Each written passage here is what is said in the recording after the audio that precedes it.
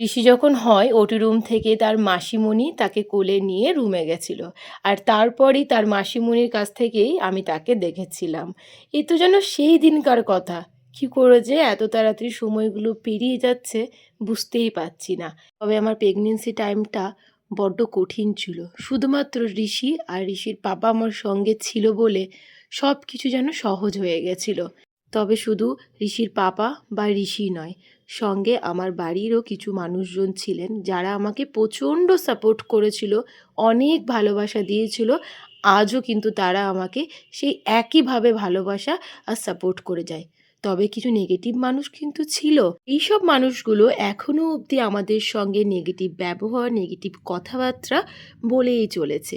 তবে তাতে আমার কিন্তু কোনো রকম কোনো ক্ষতি হয়নি, বরং আমার লাভই হয়েছে।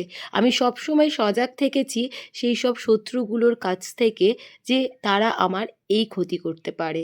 এতে আমি লাভবান হয়েছি। তেমনই কিভাবে মানুষের সঙ্গে ট্যাগল করে চলতে হয়, সবসময় যে ভালো ব্যবহার সবার সঙ্গে করতে হয় না, সবসময় যে মন খুলে সবার সঙ্গে কথা বলতে হয় না, এসবও শিখেছি। আর তারই সঙ্গে সব কথায় হ্যাঁ বলতে হয় না, কিছু কিছু ক্ষেত্রে না বলতে হয়। তবেই সেসব বহুরূপীদের আসল রূপ বোঝা যায়। এই সব কিছু কিন্তু শিখেছি। আজকে সোশ্যাল মিডিয়াতে এসব কথা বলার কারণ হচ্ছে, আমরা মেয়েরা এই ধরনের মানুষের ব্যবহারগুলোকে দেখে, এই ধরনের মানুষের কথাবার্তা শুনে দুর্বল হয়ে পড়ি। তবে দুর্বল হলে কিন্তু চলবে না, রুখে দাঁড়াতে হবে, জীবনে এগিয়ে যেতে হবে।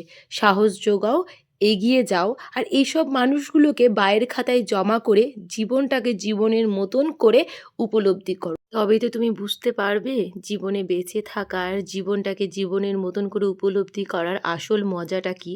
আর তারাও বুঝতে পারবে তাদের কর্মফল তাদের দোরগোড়ায় খটখট করছে। তুমি হাসো, তুমি খেলো, তুমি আনন্দে থাকো, আর তারা তাদের কর্মফল নিয়ে ব্যস্ত থাকুক।